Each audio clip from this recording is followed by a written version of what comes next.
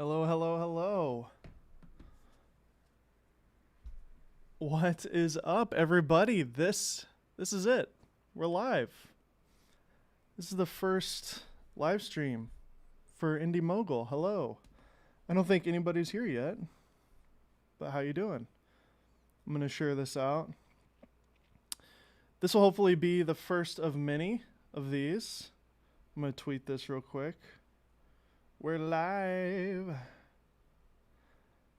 Thank you for joining. Hi, Ben. How are you? Hi, everybody. We're here in the Indy Mogul set. We've got some incredible cameras going on right now in the ecosystem. We got the Canon C70. We got our Sony a7SIII comparison video that we just posted yesterday. And we've got the S5. We're doing a review of the Fuji as well. So yeah, this is pretty exciting for me to be hosting the first Gear Talk live show. Maybe we'll do this every week. Maybe we'll do this when camera reviews go live, things like that. I'm really just here to kind of interact with you guys, get to know you guys. I see you in the comments. I see you on every video that I've been on, the last 3 videos that I've been on. And I just want to say thank you to everybody who's watched those reviews. It means the world to me. Both the A7S and the Komodo videos are performing really well. So thank you guys. I hope you're enjoying the content. As you can tell, my energy is a little lower because this is live. I don't have to be all crazy the whole time, but I am, I'm kind of a crazy, kooky guy as you guys get to know me better. I'm seeing the people in the chat here. We got Michael Garcia, Full Frame Productions. We got Reach Films, Lucas, Michael, AV Men, Spud Mac, Ben Marlowe. I already said hi to you. Michael Garcia. Yeah, so thank you guys for joining the chat. I've got questions lined up for a couple of the topics that we're going to talk about. Like I said, the a7SIII is one of the things. I don't have it right now, but we can discuss. And the brand new C70 from Canon just dropped literally today. Now, a couple things about this live stream. We are not going to let this live on the channel forever. It'll just be live for 24 hours only. So make sure to, if you don't catch the entire stream, it'll be about an hour. If you don't watch the entire thing, it will be there for about 24 hours. And then we will unlist this video. So all of you who are watching live right now are really special because you're going to actually have this moment with us right now. And like I said, this is live. This is not pre-recorded. How's it sound, by the way? Let me know if everything sounds good. What's up, Lucas, John Hurst, Thomas, Tyler Stallman? What is up? Mic is low. Mic is low. Let me turn it up. Hey, check. Hopefully that sounds a little better. All right, so let's get started with the Canon C70. I'm just going to get you guys up to speed on it. Super 35 dual gain output sensor, 4K at up to 120 frames per second with no cropping on it. This is huge. A 2K crop for 180p HDR capture. Canon Log 2, which is big news. A lot of Canon Log 2 fans out there. I know, Tyler, you're a big fan of that. Canon Log 3, HLG shooting. They always say, HDR, but like, I don't care about that. Just give me log. RF lens mount with an EF adapter. And first for Canon, Canon has actually made their own version of the speed booster. If you haven't watched any of the reviews out there, I highly recommend checking out the Pro AV and the CVP reviews. Those were some of the best kind of all-around up-to-speed type of reviews, and we are talking to Canon. We'll hopefully have one soon for you guys to do a review on, but I just want to talk about it because I think this is a really fascinating and an interesting camera right now because there's just so many great cameras on the market. The Red Komodo, which we reviewed, the a7SIII, which we just reviewed, the Fuji X-T4, I think, is a brilliant camera for Super 35, and even the S5, I think, is a really powerful camera as well. So there's no lack of cameras anymore, but in the Canon world, it's been a little bit of a shaky time for them with the R5 and the R6. So dropping this C70 now, I think, is brilliant.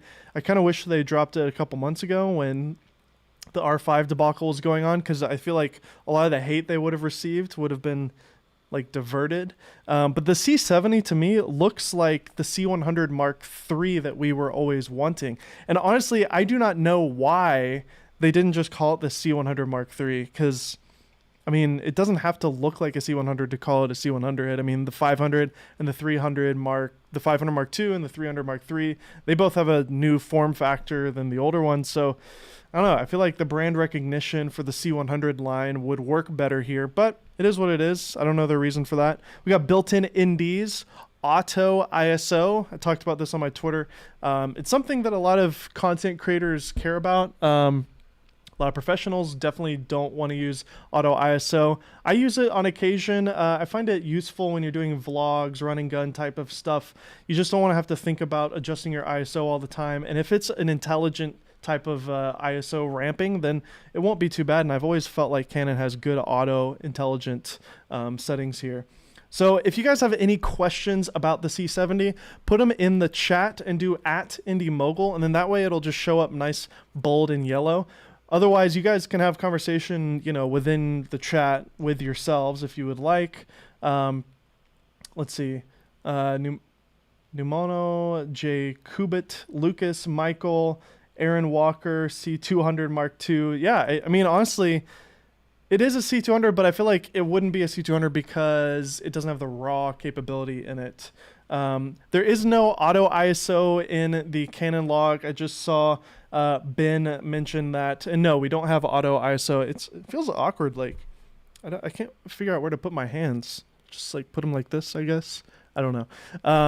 But it is useful to have, and I'm happy that it's there. Dual SD card slots. I'm not so sure about the LUT situation. I know Tyler was wondering about the LUT situation, if you can install your own LUT. I think I saw on Twitter that seems to be resolved on Twitter, his discussion about that. Let me pull it up. But basically with the older cameras, it was hard to like deal with your LUTs and outputting that to a monitor and all types of stuff and stuff like that. So hopefully, yeah. So that's been my biggest ongoing issue with the C200, because there's no way to have real preview LUTs on his C200. This is from Tyler.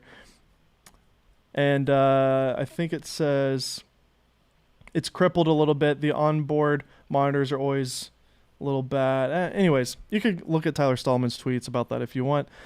We do have time code on this camera, so that's great. 1 BNC for time code. 2 mini XLR ports, which is fabulous. They're not full-sized, but that's okay, because you can get mini XLR to full XLR for any microphone that you're using, and XLR is a great connection, and mini is nice because it's small. The reason that I'm stoked about the dual SD card slot is because here at Indy Mogul, we work on a proxy kind of workflow because we're using so many different computers on a server. And especially now that I've been doing a lot of these reviews, we're shooting in 4K or even 6K, 8K. And so everything's just proxied here. That way we can just work off the server and it's nice and smooth. So we actually have a computer here at Indy Mogul that literally just processes all our footage, and it's doing proxies all the time. So it's literally a barrier between when we shoot and when we can edit. We kind of have to just wait for the thing to ingest the footage and start converting it. So I'm happy that in the dual card slot option here with the C70, we have the ability to shoot proxy simultaneously as we shoot the maximum 4K mode. So this is great. A lot of editors use proxy, and I'm a Final Cut editor, and honestly, the new Final Cut update has a lot of great proxy solutions. You can just import all your original media footage and then just link everything to the proxy folder that has all the pre-made proxies. So that's great. In terms of the specs with the 4K, we have, let's see, let me pull that up. We have the ability to do 10-bit 422 4K in both H.264 and H.265. Now there is a difference with the H.265 codec. It is a long GOP codec with the H.265. Actually, I guess it's just more compact and easier to use. Feel free to comment and let me know what you think about that. I personally would go with H.264, even though I do have a newer computer. When you deal with H.265, it just gets kind of clogged up on the machine. So, okay, I'm seeing some great questions here. Farad Mizra, what are your thoughts on the Fuji X-T4? I will hold that thought because I do have one around here somewhere, and we are going to be doing a review on that with V tomorrow, Valentina, so we're stoked about that. Family of Tech, would the new Canon speed booster work on the Red Komodo 6K? Unfortunately, not. There is a new speed booster that Canon is making. This is the first time they've ever made one that is perfectly paired to the C70, and it essentially takes it from a Super 35 sensor size to full frame. This is great. You know, people have been doing this for a long time with Metabones, but we've never seen it from a first party like Canon here with their own speed booster. Now, the only difference between that and the one from Metabones is it has these like little feet on it that lock into the mount on the C70, making it super rugged, you know, really just locked onto the body. And based on my findings with watching the reviews, it seems like it's getting less flares as well. Again, I'll refer you to the the CVP review where they kind of go over all this with the Metabones and the one from Canon. But the problem with the Canon one is you can only use it on the C70. You can't use it on the EOS R, the R5, the R6, or the Red Komodo. So it's it's completely a one-use pony. Whereas the Metabones, you could use it on the C70 as well as the EOS R and on the Komodo. But I have heard that the Red Komodo doesn't interface well with it yet, so hopefully a firmware update will fix that with the Komodo. Jack, yo, what up? If you guys have, again, if you're new to the stream, if you have a question, do at Indy Mogul, and then it'll pop up nice and bold for me when I'm looking at the chat, and I can actually read your question or comment. All right, so let's continue talking about the camera. We have the ability to shoot up to 120 frames per second in 4K 10-bit, which is wonderful, 422, mind you. And if you go down to 2K, you can go up to 180 frames per second. There's 10-bit over the HDMI, so if you're not liking the Canon codecs, you can do ProRes out of the HDMI at 422 10-bit. There is no RAW option with this camera, but I'm okay with that. I personally don't use RAW all that often. The Red Komodo, I really like R3D, and I enjoy using R3D, so that's why I chose to use that with the Komodo video, and if I owned one, that's what I would use. But Canon's RAW codec, it's really good. It's really fantastic, but it's not compressed very well, and it is a little bit of a beast on your machine. We've got... in addition to the XLR inputs, we also have like just the standard mic input on the side. So that's great. We got a headphone out, of course. Type-C control over the USB, time code, articulating screen on it. If you haven't seen the photos of it, it's really just like any other articulating screen that can go fully around. Although the I/O ports are on the side, and I would assume that it'll kind of get in the way there, but you know, whatever. It basically looks like they took a 1DX and just like squished it down. It's no wider than a 1DX, and it's a little shorter, but it's fatter on the back end, which is good because like that's what you want for a video camera. You want it to be more long rather than wide or tall. Again, this is really the perfect size for me. It's in between a DSLR and a mirrorless camera, and it uses proper like video everything. It's got a full-size HDMI instead of a tiny micro one that's on even the S5 here. You know, you have the ability to use the speed booster if you want it. I don't see why anybody would use RF glass on this camera because RF glass is so it's not overpriced. It's priced for what it's worth. I mean, those lenses are amazing, but they're full frame. So what's the point of putting it on a crop sensor if you're going to spend like $2,400 on a 15 to 35 when you could just buy the 18 to 35 1.8 for like $800 from Sigma if you just want to stay native crop. But in my opinion, I think you should just go for the speed booster and put all the full frame EF lenses on it or vintage lenses. So you get all the, you know, amazing dual pixel autofocus stuff. The Canon autofocus system is fabulous. Oh, wow. Hey, we got a lot of Indy Mogul questions. Sam says, no RAW of 12-bit output. Does this make C200, S1H, a7S III or upcoming FX6 better for higher bit depth options? Yes, if you want RAW, then don't buy this camera because this camera does not shoot RAW. I don't think it ever will.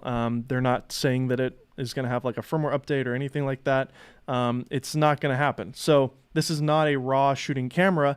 This, in my opinion, is the perfect kind of content creator camera, the perfect documentary running gun style shooter camera. My friend Jevin Dovey told me that he's going to probably buy 2 of these for his production company. He does fitness tutorials and you know, explainer videos.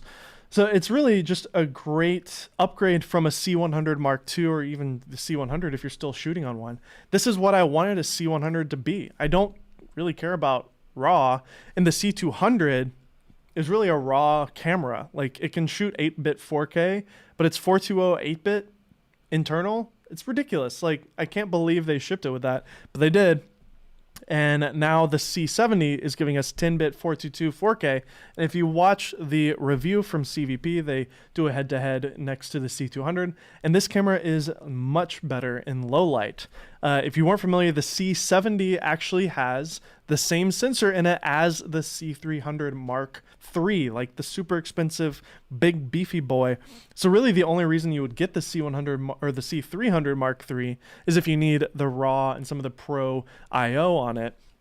But in my opinion, the C70 really is appealing, especially if you're a C300 or C500 shooter. My friend Armando Fiera, I was texting him about it, and he says that he'll probably pick one up as a B cam to his C500. So this is really exciting. What's up? This is Tech Today. Brandon, what is going on, my man? Quentin White, Blackmagic 6K or Canon C70? That's a good question. I mean, obviously, they're both in a completely different price bracket. They both do different things. However, from a pure image quality standpoint, they may be fairly comparable. In fact, the Blackmagic may end up being better in terms of image quality because you get the RAW.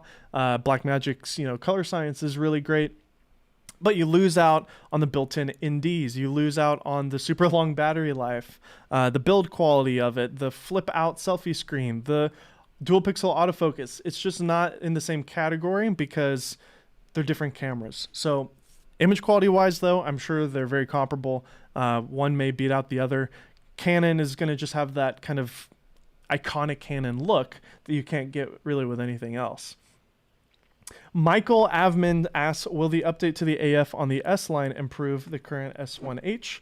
Yes, I have heard, I think Jordan Drake from DP Camera Review TV, I think he talks about this. We should see the same upgrade on the autofocus, I think, on the S5, on the S1H. So the S5, if you guys have questions about this, feel free to ask.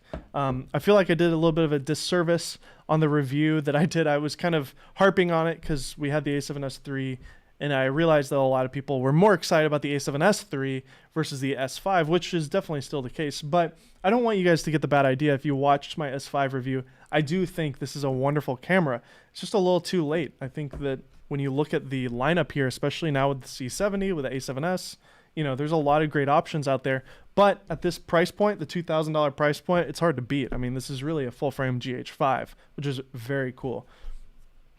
Darshan Gajar asks, no. No. No.